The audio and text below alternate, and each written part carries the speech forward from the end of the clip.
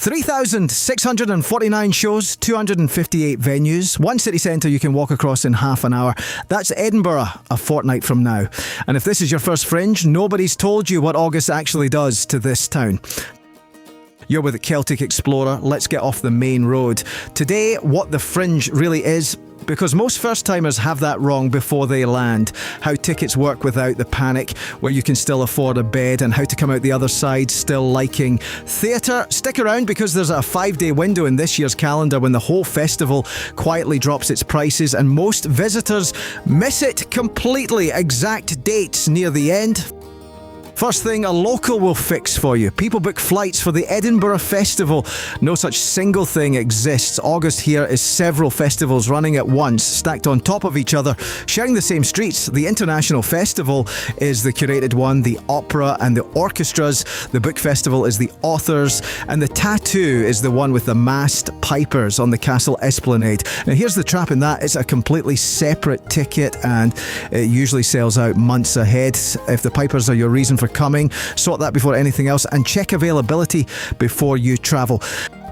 The Fringe is the big one. It started in 1947 when 8 theatre companies turned up uninvited to the very first international festival and performed anyway.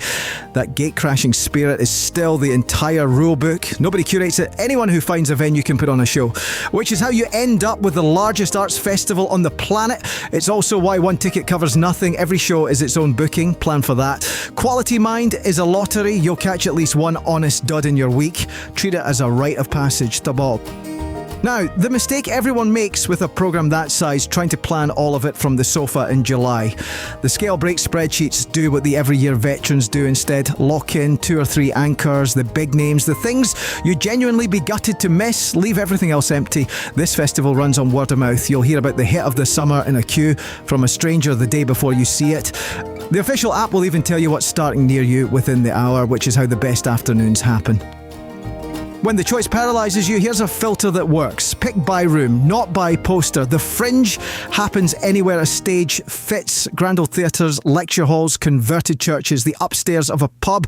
The big hubs are villages in their own right, courtyards, food stalls, a dozen stages apiece, and they make a fine night out. But the shows that stay with you tend to happen in the wee rooms, close enough to count the performers' freckles. 2 listings look identical, take the smaller one.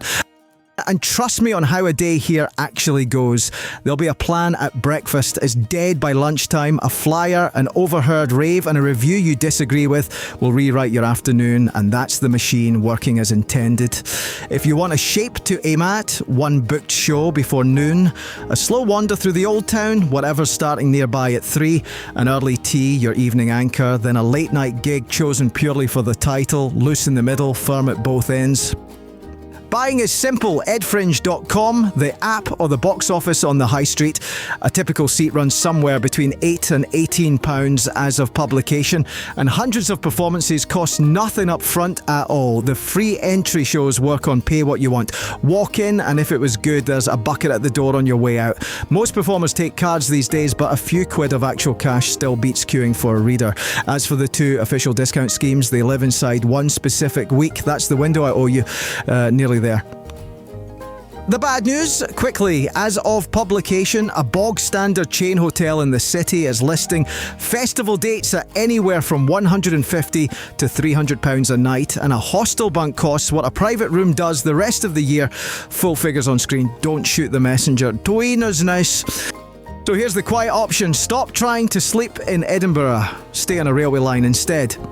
Linlithgow, a 25-minute hop west, is a handsome market town with its own ruined royal palace. Or go nuclear and base yourself in Glasgow. A whole second city's worth of hotel stock, trains several times an hour, and you're through in under 60 minutes for about 17 quid. Return as of publication. Now, one honest catch, the last train home decides your evening. ScotRail has laid on extra late night trains for this year's festivals, including a nightly late service back to Glasgow, but check the final departure before you commit, not after. If your dream Fringe is the 11 o'clock cabaret every single night, commuting kills it. If you're a daytime and evening person, commuting saves you hundreds. An upside nobody mentions: the late carriage home is wall-to-wall Fringe goers arguing about what they've just seen. Eavesdrop shamelessly. That's tomorrow's plan sorted. August in Edinburgh is a contact sport. a few house rules. 3 or 4 shows a day is a full day. 5 is a hostage situation. Leave real gaps between venues. 20 minutes at the very least, because the crowds around the Royal Mile and Bristol Square slow every journey. And be on time. Plenty of rooms. Here simply won't let latecomers in once the lights go down. Miss the start, lose the seat. The Royal Mile itself is the festival's front page. Street acts, stunts, and a wall of people handing you paper. Fair warning on the flyers. Accept one and you're marked. Every performer within 50 yards now knows you're persuadable. Honestly though, it's the best free entertainment in the country. Just keep walking while you watch. A word on manners, because they're currency here. Sit down front at comedy and you're part of the act. Choose accordingly. Keep your phone away. In a 60-seat basement, everybody sees the glow. At the unticketed gigs, if you laughed for an hour, put what a cinema ticket would have cost into the bucket. That's somebody's rent. 2 more things. Pack an umbrella and a proper jacket, because in Edinburgh, August will hand you 4 seasons before dinner. Style is optional here. Waterproofs aren't. Then when the noise gets too much, climb Calton Hill or lie flat in the meadows for an hour. The festival will still be there when you come down. Right.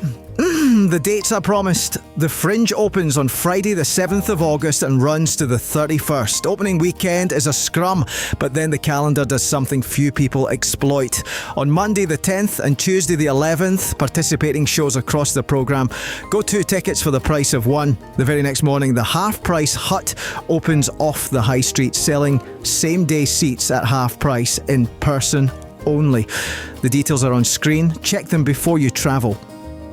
Here's the bit the guidebooks never join up. The hut shuts on the 25th, so the famous final week, the one first-timers instinctively aim for, has no half-price safety net at all. That's the same stretch when the late August bank holiday crowd from down south lands. So my play, if it's your first time, arrives Sunday the 9th, leave Friday the 14th. Back-to-back cheapest days of the entire month. Performers at their hungriest, working twice as hard for smaller crowds. Week 1 reviews to steer you, and a city that hasn't hit peak crush yet, same festival. A fraction of the spend, everyone lists the discounts. Hardly anyone does the calendar maths. If you take one thing from me, sort the bed and your 2 or 3 sure things now, and leave the rest to the city. It knows what it's doing. Price cards and every date from today are in the description. And if you're Fringe bound this August, tell me in the comments what you've booked. I'll tell you if you've overdone it. That's the road for today. If it saved you a wrong turn, you know what to do. Haste you back.